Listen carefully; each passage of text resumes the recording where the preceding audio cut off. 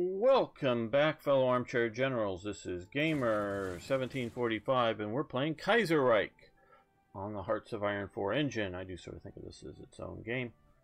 And we're looking at a rather large Austrian army that we're thinking about taking on here, so we may get dumped. Our navy won't be of much use, not saying none. I'm mentioning that. What do we have here? German Empire Flotilla. Okay, we're gonna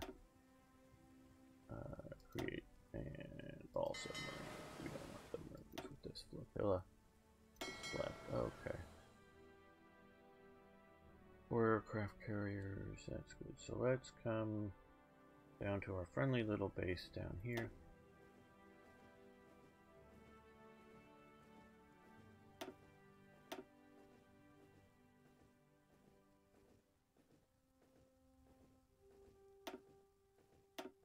Yeah, base out on Malta as well. Go.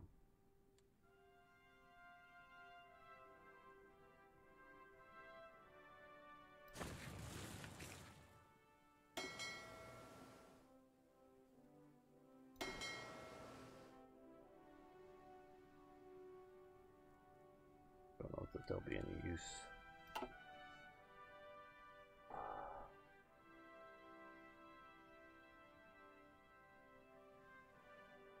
Yes, I am.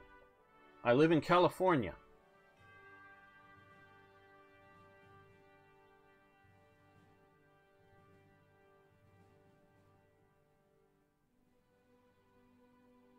I think there may be some truth in that ad. I think she picked a population, though, that wasn't one that was used to working in industrialized worlds to import.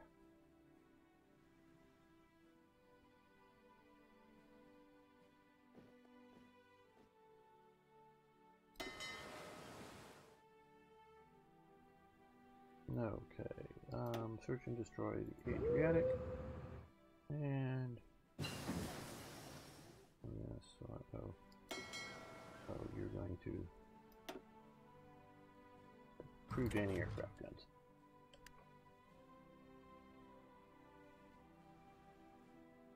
Yeah, no, you're right.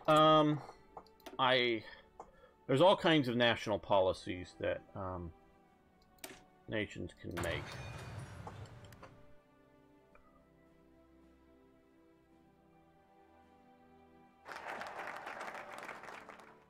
Military mission to the Cossacks, bypass the Ukraine for that. Okay. Baku conquer, secure Georgia.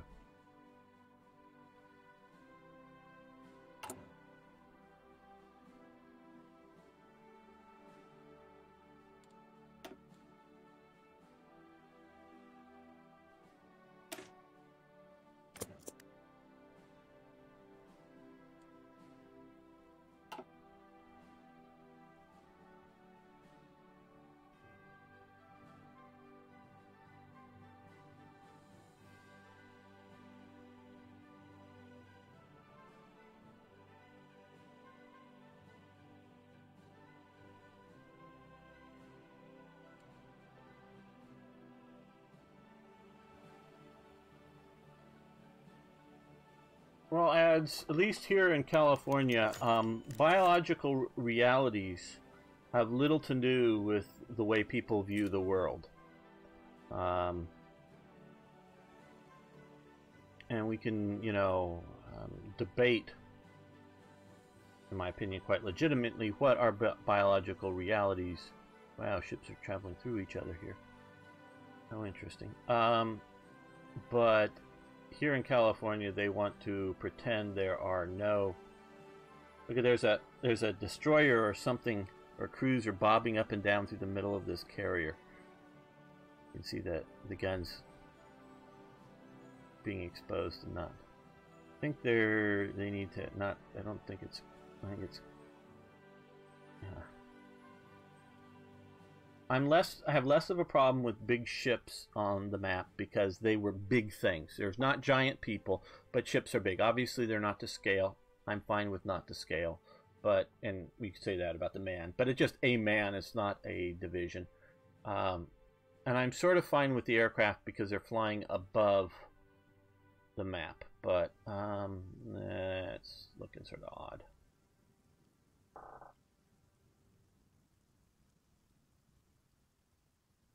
Yeah, we have very low unemployment, but not quite as low as they're saying. I would say, I have to say, Rommel,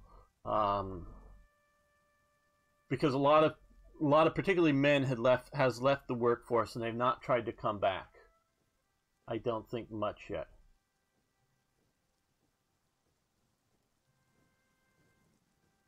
So they're touting how super low it is. Yeah. That's sort of like under the old Obama formulas, it is that super low. But if you were to look at it in reality, I think it's probably 2 or 3% higher than they're saying, unemployment. But it is very good compared to what it had been. I guess these two ships are on the same path here. Maybe that's a... Well, it looks like a destroyer to me. Yeah, because it has that. I don't know.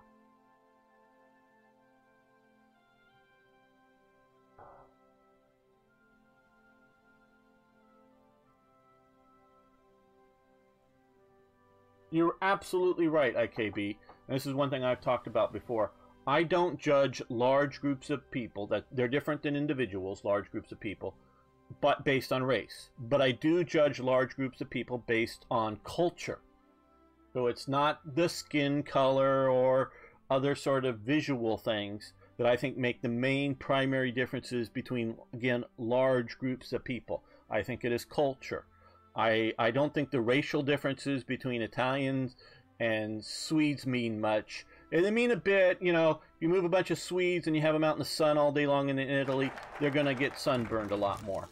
You know, there are physical things. Trust me, because I live in Southern California, we've got a lot of blonde women who go out on the beach. By the time they're 30, their skin, 30, 35, their skin looks like leather.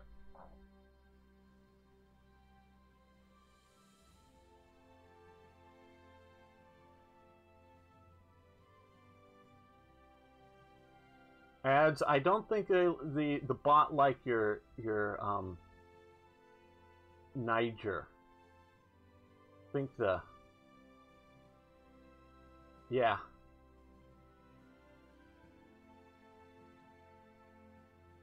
I think that's it.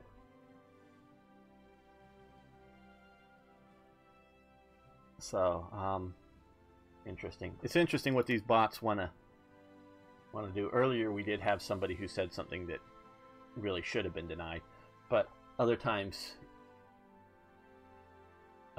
because there's Niger up in here, Nigeria down here, add another G. So,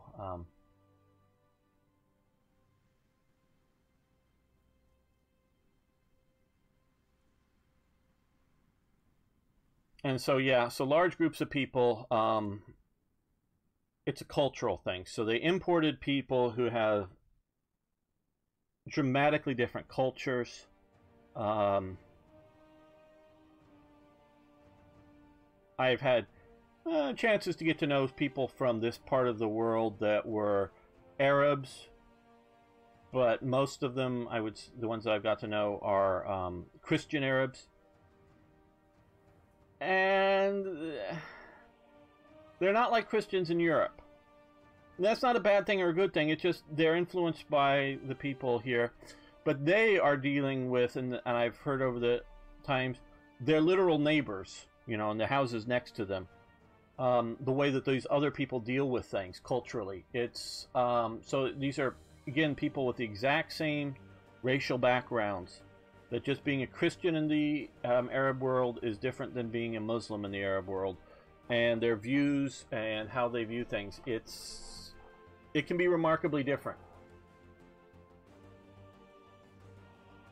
Yes, I know, but the bot doesn't know that. Thinks that you're misspelling a different word.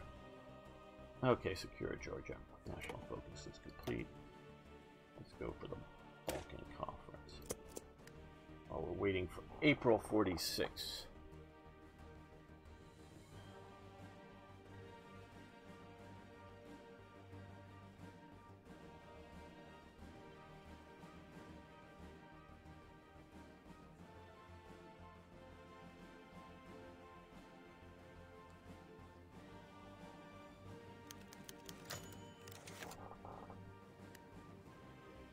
Wilhelm Solchen dies. Admiral Wilhelm Solchen, hero of the Weltkrieg and Gross Admiral in both our fleet and the Ottoman fleet, has passed away. Okay, we've lost great hero, I guess? I don't know him well. Okay, floating airfields, escort patrols.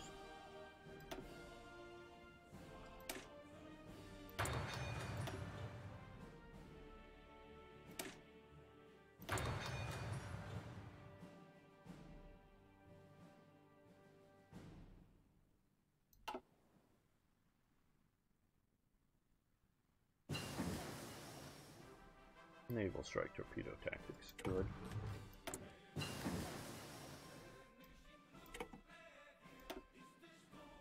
Okay, well,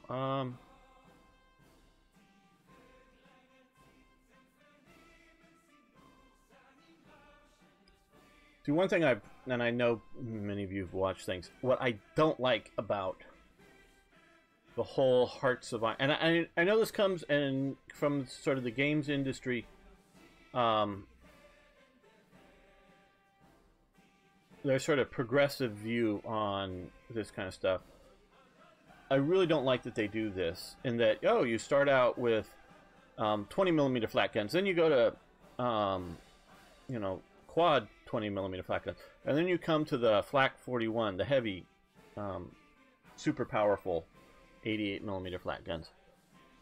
I really wish they would have, which Black Ice does much better with this, the idea of light flat guns, heavy flat guns, so you have the, you know, Flak 18, Flak 36, Flak 37, and then the Flak 41, and you make the differences between the heavy flat guns. Some of them just, they get, like, say, cheaper to produce or other sorts of benefits. I just don't like that progressive things.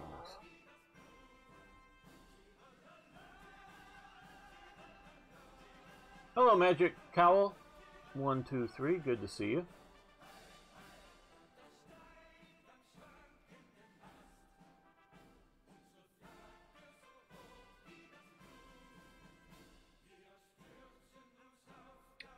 And there are, shall we say, or there had been a fairly large tradition of, oh, how are we doing for some of these guys? Okay, we've got a lot of these. Let's see if we can, of relatively secular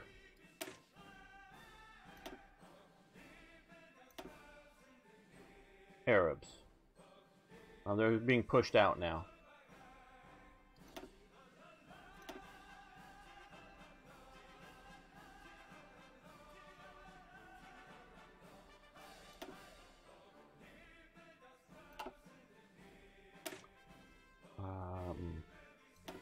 Let's see if we can turn this into a more of a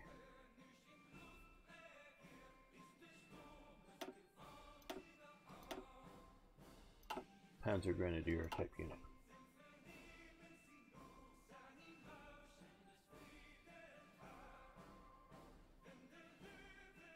Go ahead, make dinner if you need to. Not sure how much longer. I'm sort of thinking we're gonna play the war next weekend. I was sort of hoping to get this done, but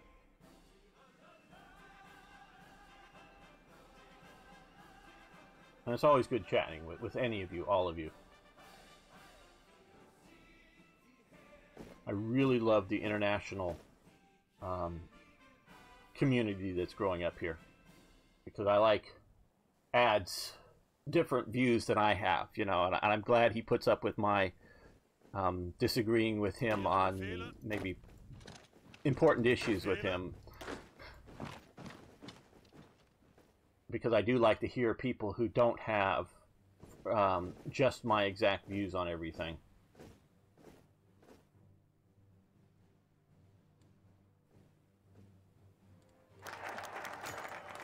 Okay, Bakukan.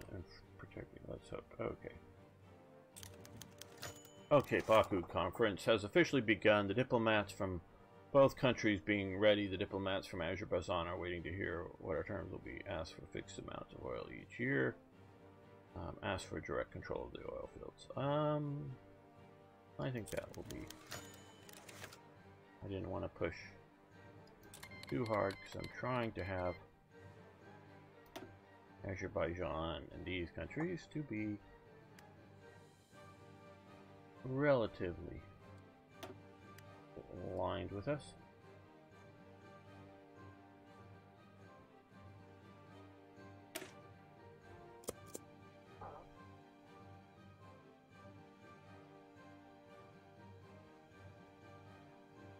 Well, I hear what you're saying, Niagara, but you go to some of these universities around here, if you're not the orthodox whatever viewpoints, you're shunned.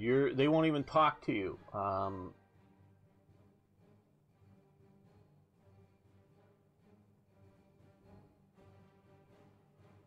You know, so it's in this world that I live in here. Thought diversity is a scarce thing. Skin color diversity and other things like that, oh, that's celebrated and that's wonderful and all that kind of stuff. But thought diversity, that's bad. The Dora 800mm cannon versus the K5 Anzio.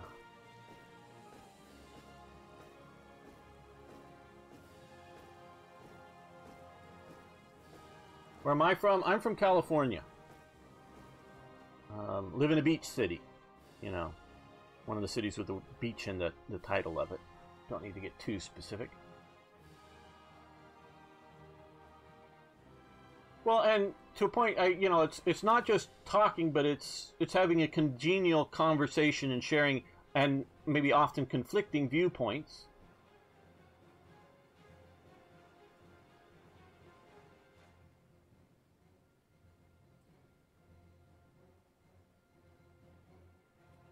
Yeah, I know. Ads, we do, but it's, you know, it's just, but trust me, I've known people that, shall we say, just express my pro-British colonial views, and they just have heartburn over that, you know, that they just, oh, you're evil. I mean, that's the way I've had people react to it. Not just, hey, you disagree with me, it's... Yeah. Well, California is going to hell. So, if you're going to come here, come before it you know, goes too far wrong.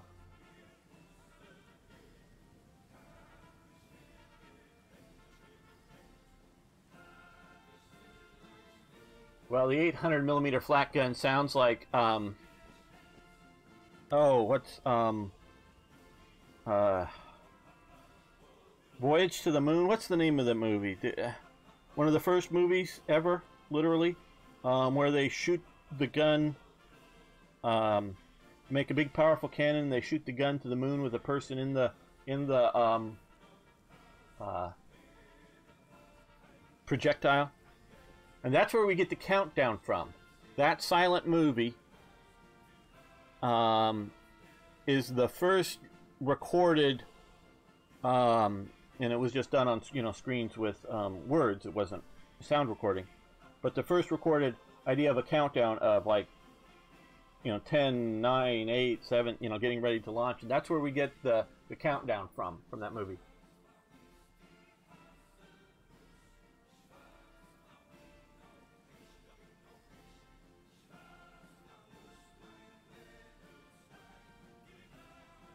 Well, Rick, you know what's happened in California? Oh, let's keep this going here.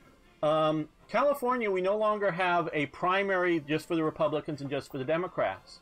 We're having a primary coming up this coming Tuesday.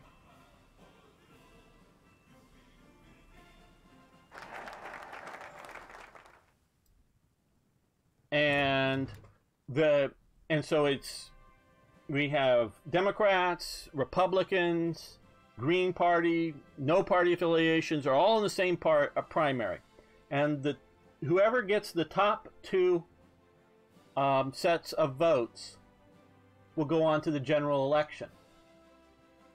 So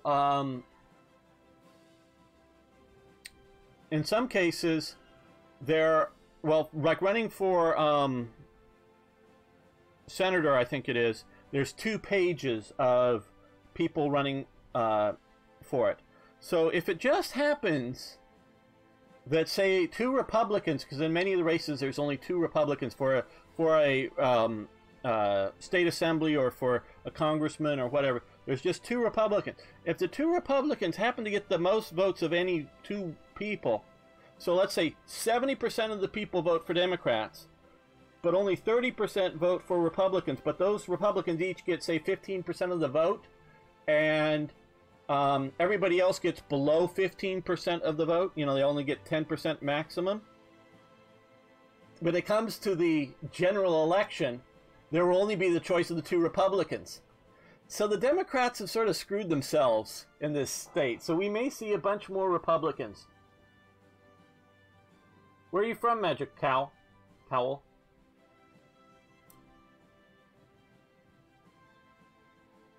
And I can see if you agree with you.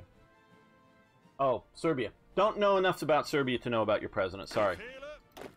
I don't even know the name right offhand.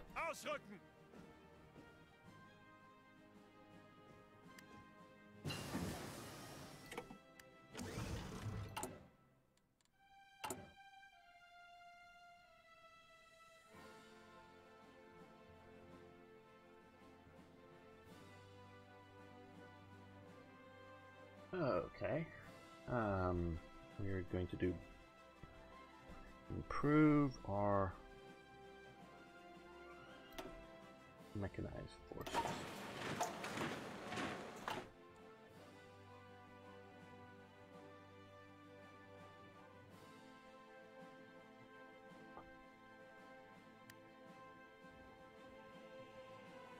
So Rommel lives under de Blasio. That's interesting. About as bad as some of the stuff going on here, I guess. Oh, you don't live in the city? Okay. But you're in that area.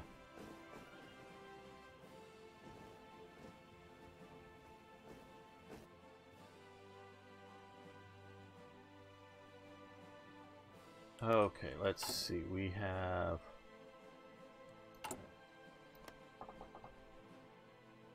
Okay, justification, when can we do it? We are April 4th. We're 2 days away, guys. I think we're going to have to hold the war with Austria until the next episode. Wanted to get to it today, but I don't think because I want to do it justice. I don't want to just start it and stop it. So let's save this.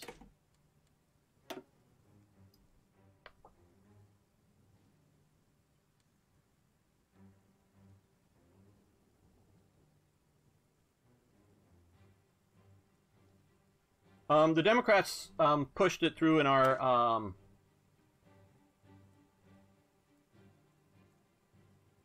I think he's talking about what's going on in California. The Democrats pushed through because they thought they would make this a one-party state, but the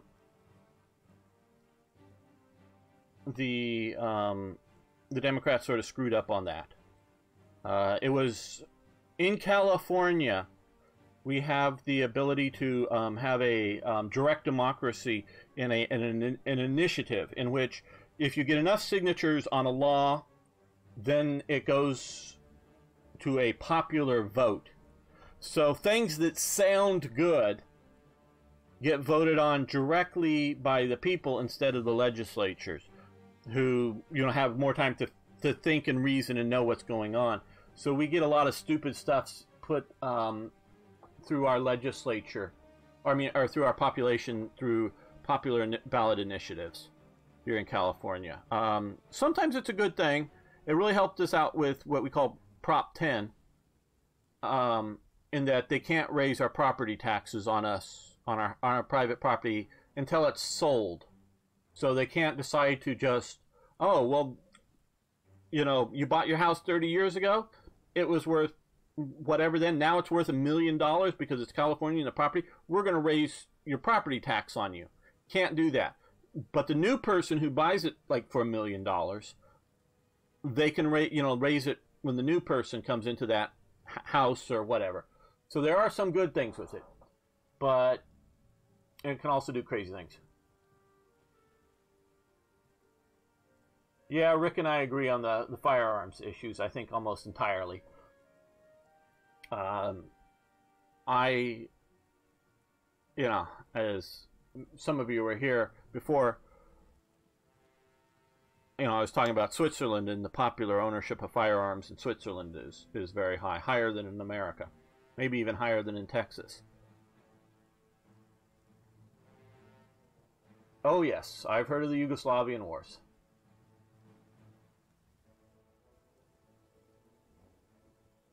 Sure thing, Arno. They were a tragedy.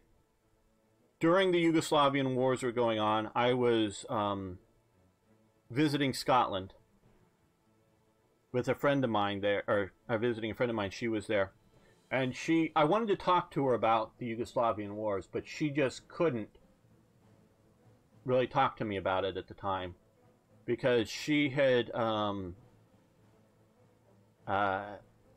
actually parachuted into Yugoslavia. She parachuted into Yugoslavia during World War II and helped Tito's partisans. She was part of the SOE operations in that part of the world. So it was very emotional to her watching what was going on in Yugoslavia. But I really wish I could have got some insight from her on that.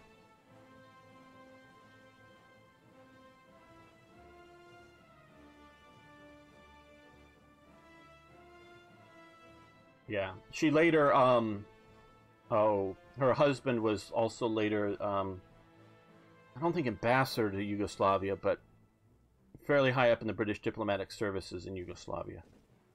So, that ship is still bouncing up and down inside the carrier there. Yeah, so I really wished I could have gotten some more aspect, but it was just really emotional for her.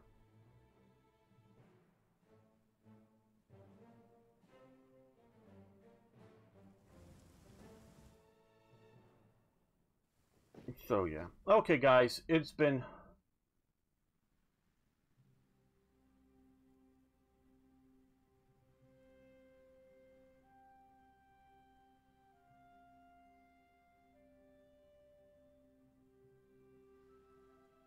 Yeah, well, the genocide, of course, is an extremely terrible thing. And... because I was talking earlier,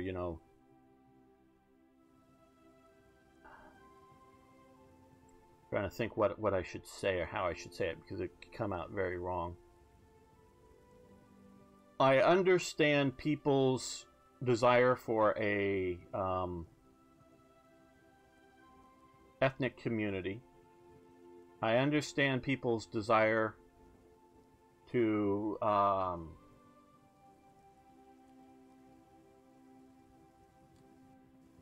have national self-determination. I also understand that there were decisions made under Tito's Yugoslavia to stir up mix up maybe would be a better term, ethnic groups by planting Serbs, and I think it was really to create a greater Serbia, planting Serbs communities in and amongst other regions within former Yugoslavia. And I understand people's both those people's desire to stay part of Yugoslavia or Greater Serbia, as well as I understand the people's desires that, hey, your people were moved here 30 years ago, 40 years ago. Time for you to go home now. And many of those people, but this is the only home I've ever known. So I understand the conflicts. That to me doesn't justify any of the genocide, but I understand the conflicts there.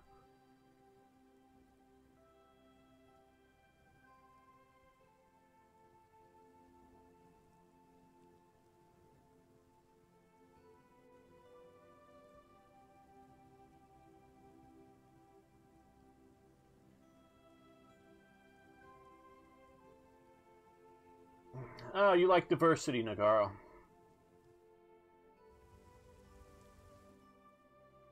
Really? I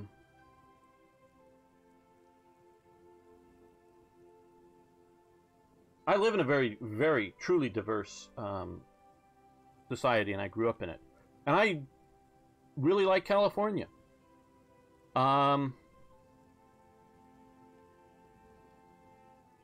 But when you don't even share basic values with other people, it gets hard at times to live near them.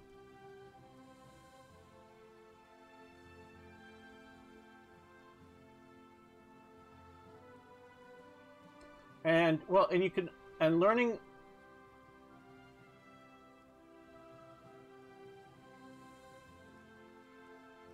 Yeah, exactly, Magic Call.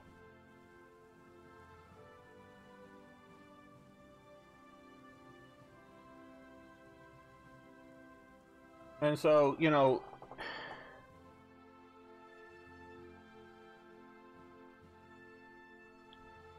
and as I was saying before, you know, in California, they celebrate diversity, but the motto on the American money, it still is there, e pluribus unum, out of many, one. Now we have, what is it, would be e pluribus pluribus, out of many, many. We have no longer in California a sense of a community, of a idea of a country, of any of that stuff. It just doesn't exist here in the cities that I live in. So diversity here is, you know, it's really hard to explain, and I don't want, you know, because I grew up in an area with very diverse things, and I mean, I want to say it wasn't a problem, but sure there were problems, but because there's conflicts. But the idea of a understanding of what and how things should be done is lost on a lot of people here.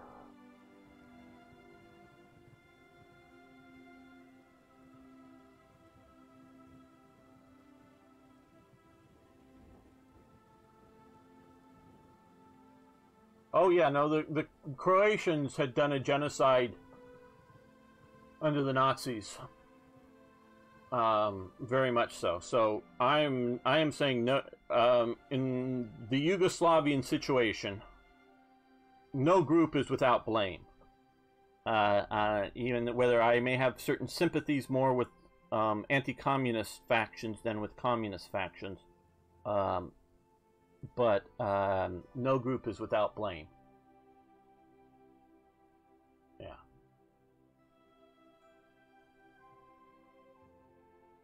Well, the Balkans, as a region, is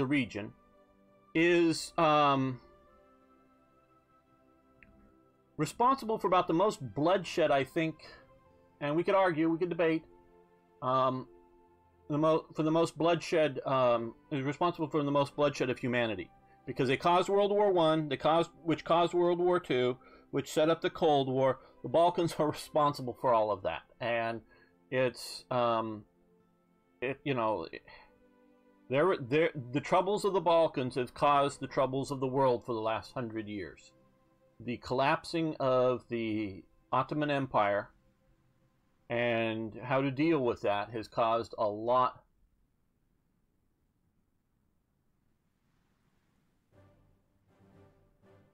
Yes, and histories are important. Histories need to be understood. Doesn't mean you need to go out and hurt somebody because 50 years ago or 100 years ago, somebody of a different group hurt you historically, but you need to understand what's going on. Well, more than 100 years, but yeah, their collapse has been going on for more than 100 years.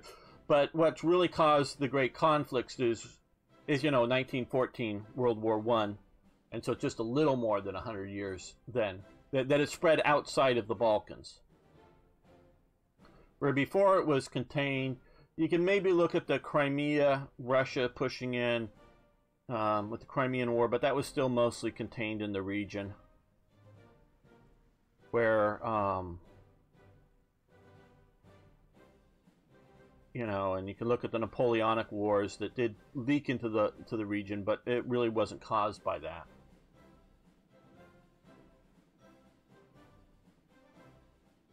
I'm sure you do still suffer from it.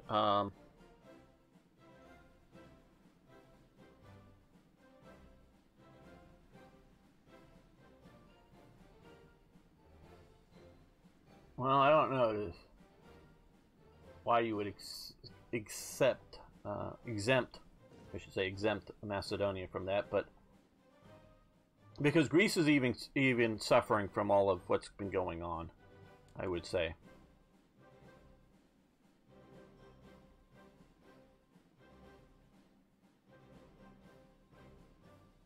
Oh yeah, the conflict between the Ottomans and Europe. As you well know, I'm a fervent Westernist, so I'm fervently against Ottoman encroachment into Europe, which I sort of mean here. I'm a pro-Byzantine type person.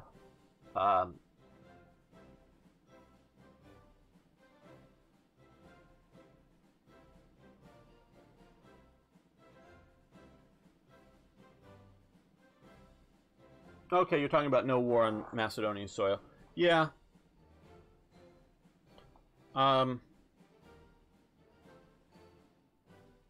True. That wasn't massively hit and whatnot, but I'm looking at a bigger scale of things because you have the whole Eastern Europe is affected by and I would say negatively affected by Soviet occupation. And then, of course, you have the more immediate, in the 90s, breakup of Yugoslavia and the wars and the destruction there.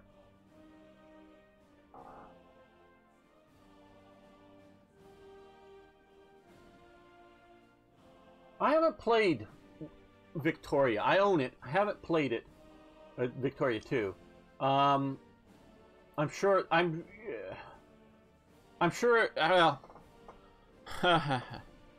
I think I would like to play it. I don't know if you caught the Paradox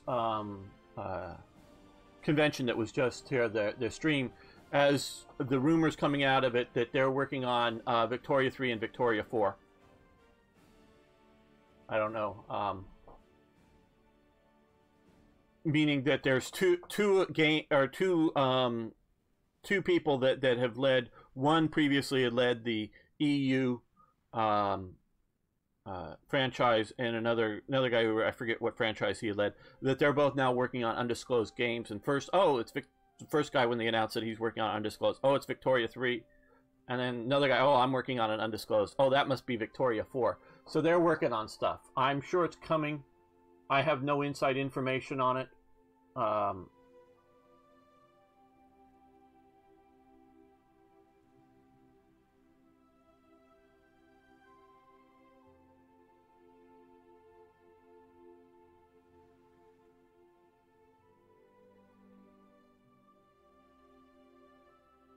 Well, yeah. you see, the Ottomans are starting to crumble very much before that, in my opinion, during the Napoleonic phase. Then they're sort of switching sides back and forth. Pro-French, anti-French, that kind of thing. But the real sort of releasing, now you have the encroachment of the Austrian Empire into the Balkans regions. And then, of course, you have the Serbian reaction to that of killing the Archduke, starting World War I. I blamed the Serbian government for World War I.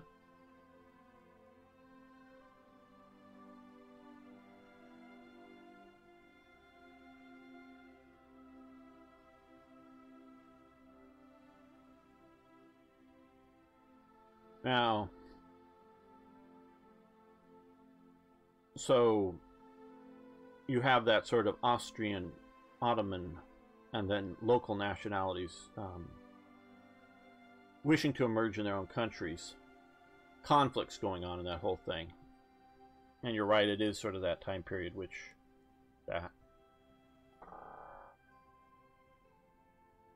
Well, the Black Hand, yeah, but it was...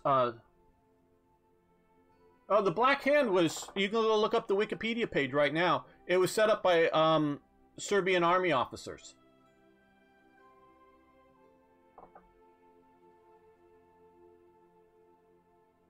So, now...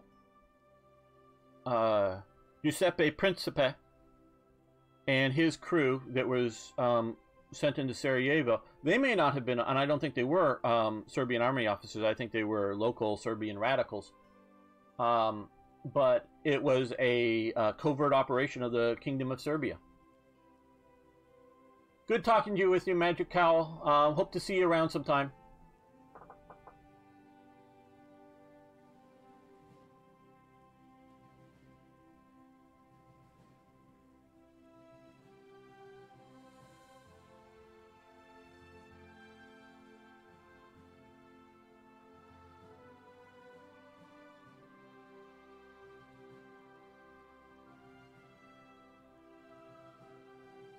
Yeah,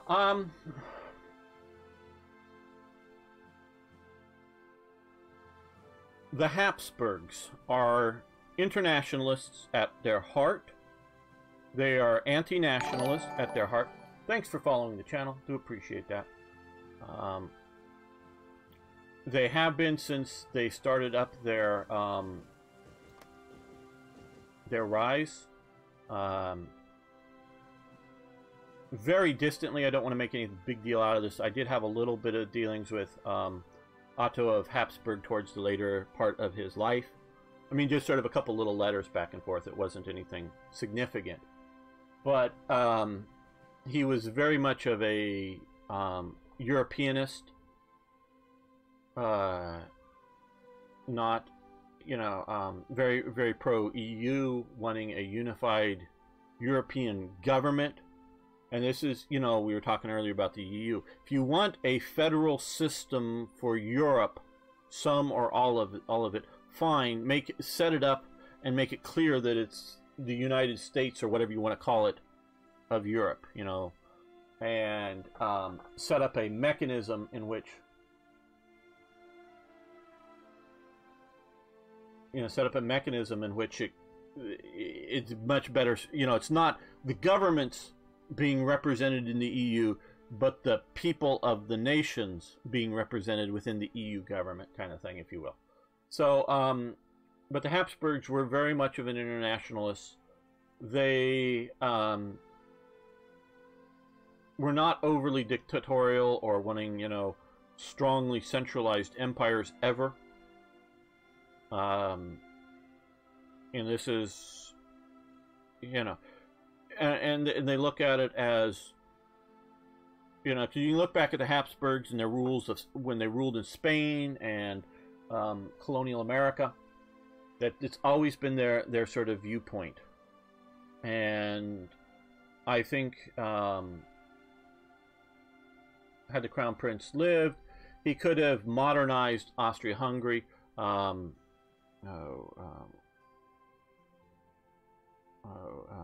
Franz Joseph, gotta try to remember these. Well, probably just click here. Oh, no. Oh, here.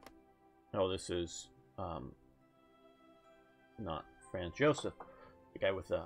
Because, oh, he would have been long dead by now. But Franz Joseph, he was a bit too old, a bit too set in his ways, shall we say, to go through a imperial revolution, if you will, more so of Austria-Hungary.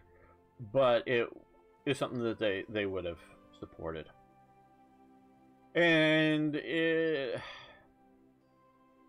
oh, no, I'm not going to say it would have been better than reasonably divided up countries of, you know, Hungary and Serbia and Croatia and Romania and Bulgaria, but it would have been a reasonable other alternative to go. It would not have been a... And this is why Hitler hated the Habsburgs. Hitler just hated the Habsburgs because he was a Germanist. Obviously, you know that. And he did not like the Habsburgs' intercultural, international viewpoints. He just did not like that. And so it was... The Habsburgs were not trying to Germanify. In fact, for much of the... and I don't know quite at the end, but for much of the Austro-Hungarian Empire, the ruling language was French. All of the elites spoke French to each other. They would speak German to their servants, but French amongst themselves.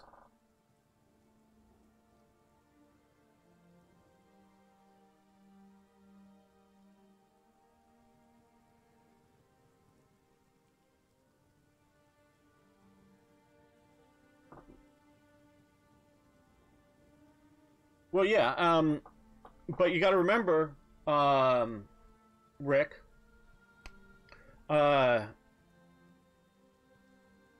shortly before, what was it, 1871, Germany is founded. Before then it's a couple of different titles. You can look at the Napoleonic titles during the period, you know, the Confederation of the Rhine and whatnot. But before that, it's sort of the Holy Roman Empire. It isn't Germany. It's the Holy Roman Empire. Bohemia and Moravia, or Bohemia, if you will, wasn't ethnically German, but it was securely part of the Holy Roman Empire. You get into northern or southern parts of the Holy Roman Empire, come down into Italy, and it's Italian. You know, it wasn't the idea of Germany. It was the 1870s creation of Germany, which is, yeah, before Hitler was born, but not a whole lot before Hitler's born. And that's where Hitler's mindset is.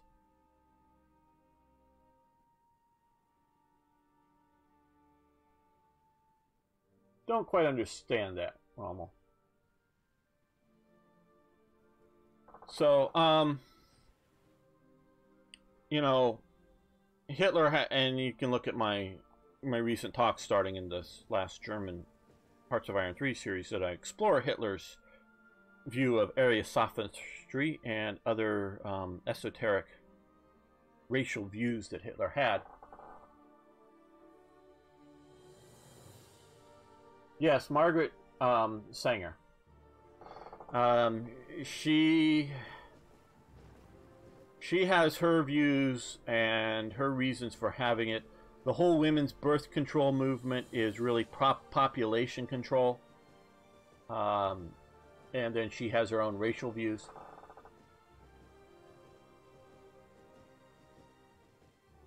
Yeah, well, Hitler believed in the ethnicity of Germany.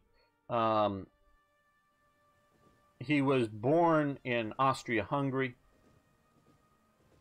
He leaves, and so he's not an Austrian. He's a citizen of the Austro-Hungarian Empire. Yes, in the Austrian regions, but he speaks German. He moves, while still Austria-Hungary, he moves to Germany before Austria is created as a country. Oh yes, Planned Parenthood, you're right, Rick.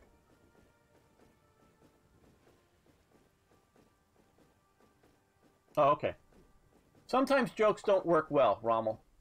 I learned that a long time ago, because sometimes I would make things that I thought everyone would understand were sarcastic, meaning I don't agree. I'm, saying, oh, that's a good idea, when I mean it's not. It would come across in my voice like now, but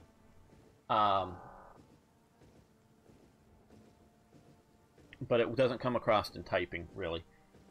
So you just be careful with that. But yeah, so Hitler has his ideas.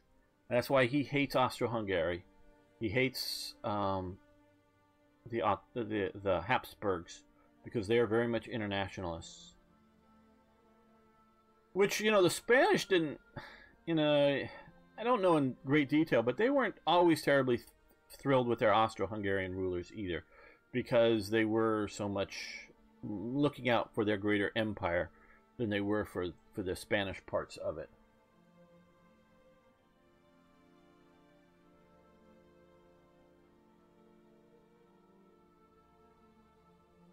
You're right, ads. That's very much what's going on with all that.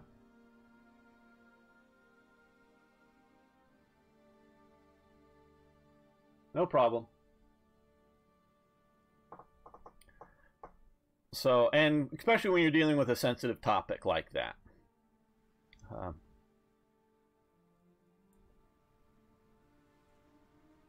But so, this is really, so this is, I still see dark days coming ahead for mankind. I really do.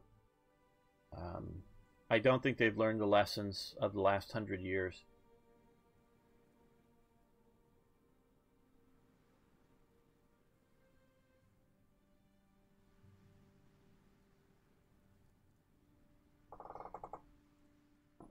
Yeah, violence among black men are definitely hurting their hurting them. I don't know if there's a better way to say it than that.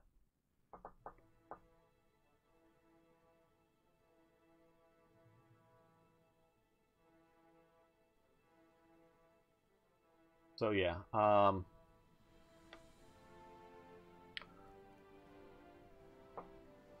okay guys, I think it's about time we wrap this up. I really enjoyed today. I hope you guys did too.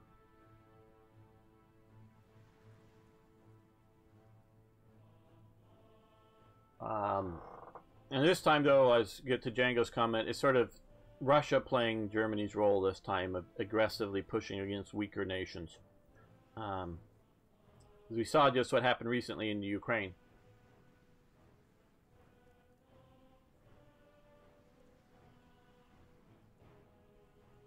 Thanks all. See you next time.